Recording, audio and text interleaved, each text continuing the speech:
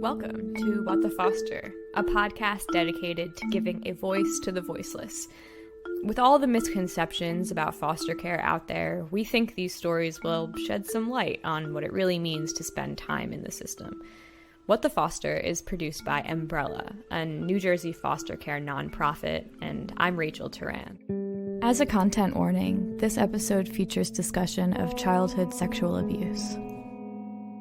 Sometimes healing is just as hard as coping with the situation as it's happening, because there's so much you have to unpack from when you were being traumatized, and you wonder all the time how to be both the child that you weren't and the adult that you have to be.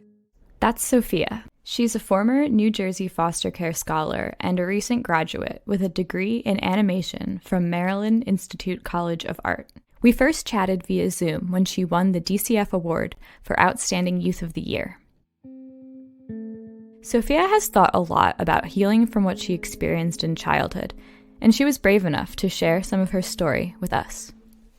The more that I tell them, the more I realize, oh, it's pretty bad. It's pretty bad. She used to be a really good mom to me.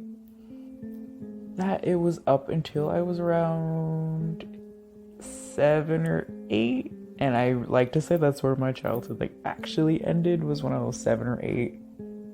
She started turning to alcohol. I would dread the weekends, and that would suck because all of my friends would be looking forward to the weekend, but I would dread them because I knew that was drinking day. But they would just drink all day and all night, and my dad would drink with my mom because that was the only way they could find a common ground at that point, I genuinely think. Sophia was in middle school at this time. She, her father, and her mother had moved from New Jersey to Florida.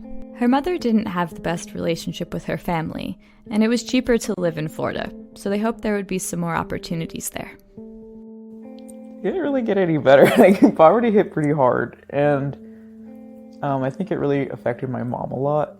So my mom would just, find ways to make her life more interesting, and she would just be talking to people, and she would go on Facebook and connect with her old friends, but a lot of the old friends were male, so she actually did cheat on my dad. Sophia and her mother moved to Alabama with the man her mother had cheated with. She would just get so abused, verbally, physically. I remember one time I was woken up because he slapped her really hard at the edge of the bed, and then I woke up and it was just so common for me and a natural occurrence, so I just went back to sleep. But I remember I was we gotta get out of here. I would bug her every day. I'd be we gotta go.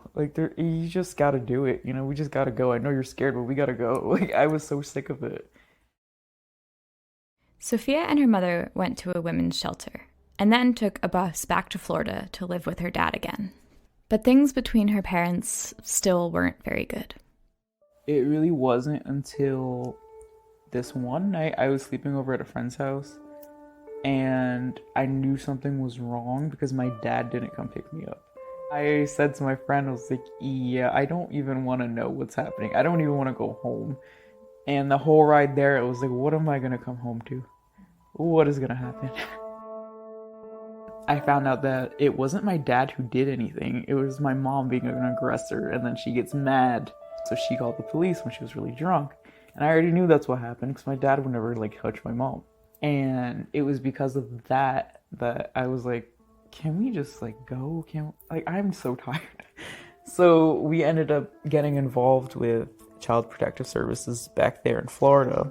They sort of made a deal with us that if my mom got a restraining order against my father, they would let us fly to New Jersey, back home. The pair moved to New Jersey to live with her mother's childhood friend. But yeah, when I moved with my mom to her childhood friend's house, it was really awful. It was horrific. Because that house too, it wasn't a regular house. When you take the sheetrock off of a wall and it's just that wood, and then it's the filling, the insulation. That's what that house was. It was just the wood and the insulation, because My mom's friend, her ex-husband, wanted to renovate the house, but he was abusive. So he never really finished it. He was too busy being abusive, and then he ended up leaving. While at her childhood friend's house, her mother continued drinking and dating different men. She dated this one man who actually got a kick out of her sleeping with other men, and I unfortunately saw it all. She didn't realize it, I don't think, but there were no walls. And I remember during that time period too, it really made me change how my mom saw me, because I had gotten like a stomach flu, and I got my period really early. Like I was 10 like when I got it, because I was so, everything in my body was like, okay, we gotta go. But I got like a stomach flu, and my mom sat me down because I was like throwing up because I was sick, and I probably had other underlying issues because I'm going through stress constantly. And she sat me down really drunk, and she was like, Soph, are you pregnant? And I was like, I'm 11. Sophia realized that her mother didn't see her as a child anymore. Her coping mechanism with all this stress was to focus on school so that she could get to college.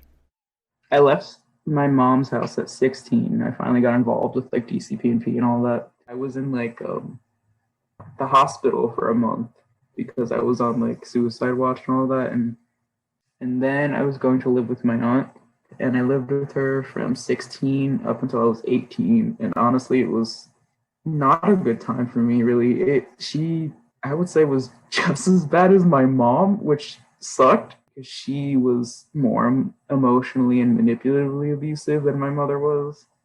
And my aunt was sober, so I feel like that hurt more. When I was 18, I think she realized she wasn't going to have direct control over the deposits that she was getting from DCP&P, so she kicked me out, which sucked. At this time, Sophia was a senior in high school. She would sometimes talk to her biology teacher, Ruby, about what was going on at home. I used to just vent to my biology teacher, and then one day I was just really upset, and I just spilled it all out. I was like, I'm getting kicked out. I don't know what I'm going to do. I literally have no idea what I'm going to do. There's nobody else that would take me in. My family doesn't want me. My dad's family is in Florida. I can't move again. I moved so many times in my life, and it was really intense. And then she just said, like, come live with me. Ruby and her husband didn't think twice about sharing their home. Yeah, it's just, that somebody needs a place. And it's just the two of us. We have space at our home. And at that time, it was that Sophia was going to start college. I thought it wasn't real for a long time.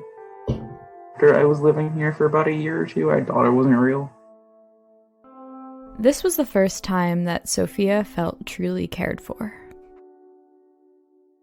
They do everything together, which is interesting. Ruby's sisters live close. They're like in the same neighborhood as us. Like I could literally walk to one of her sister's houses. It's down the street. It's kind of amazing.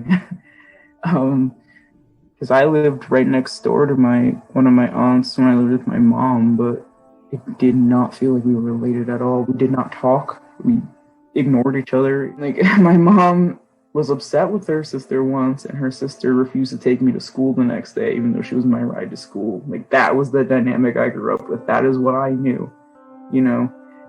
Still to this day, I have a lot of trouble accepting the fact that people actually want me or want anything to do with me, because I was just in situations where it was just me being tossed around everywhere or ignored or not paid attention to. And Sophia talked a lot about how disorienting it was to finally be in a safe environment. Coming from that to like this extremely peaceful environment where everyone loves each other, it's so hard. Everyone is so helpful, and they go to like the stores for each other. They take each other to like doctor's appointments, and they eat together.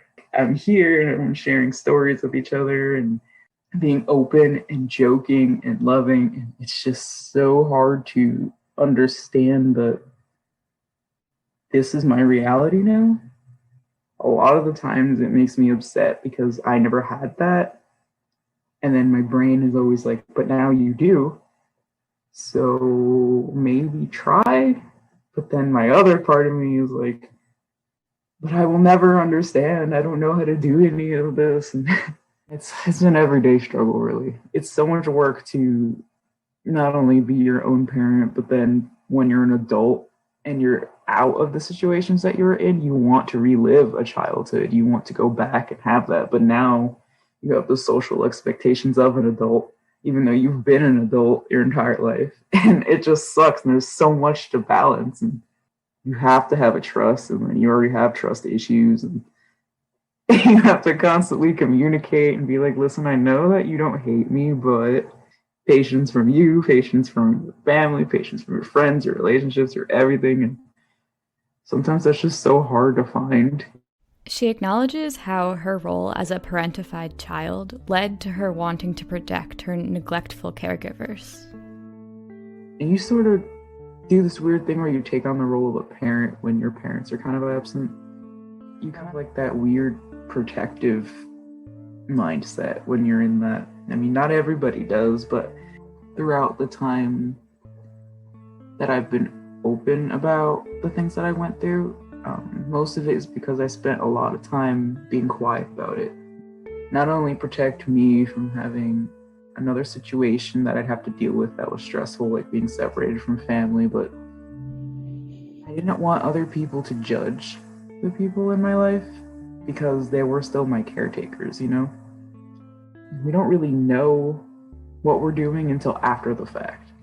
And then you start to realize when everything else is extremely hard because you don't know why you feel this unusual void. And sometimes healing is just as hard as coping with the situation as it's happening, because there's so much you have to unpack from when you were being traumatized. And you wonder all the time how to be both the child that you weren't and the adult that you have to be.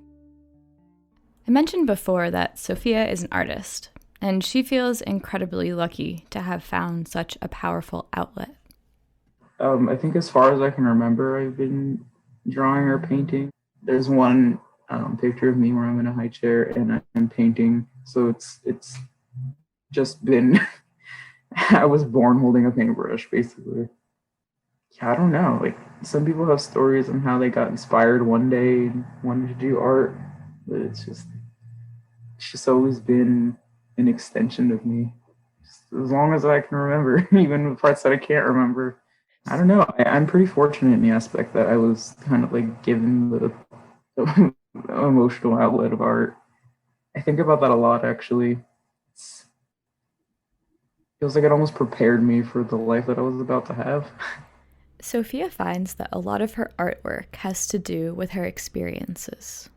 My trauma comes in through nightmares. It's been that way since I was around like 10 years old. I want to say enjoy, but I'm interested by them. You know, like they kind of make me extremely tired when I wake up, and I honestly sometimes feel like I wake up and I've just been through a traumatic experience instead of sleeping, and I get really stressed when I sleep. And a lot of my stories actually do revolve around dreams because they're what I know best, and it's my way of expression a lot of times. And sometimes I have to gather my thoughts when I wake up because of the dreams. And sometimes that directly relates to the work that I'm working on, and that does inspire what I do. Yeah, even if I don't intend to, I always find myself talking about like family relationships, like absences of family. I always do the darker side of things, even if I don't mean to. They always just come through because I'm just always so internally speaking to myself all of the time. And then it just, no matter what you do, it's always going to come out. Sophia utilized Embrella's NJFC Scholar program during her time in school and received funds for things like books and computers. She graduated from Maryland Institute College of Art last year and is now living in Virginia with a friend. We are incredibly grateful to Sophia for sharing her story with us. To hear more stories like hers, visit futureisfamily.org, and to find out more about how to support youth like Sophia, visit embrella.org.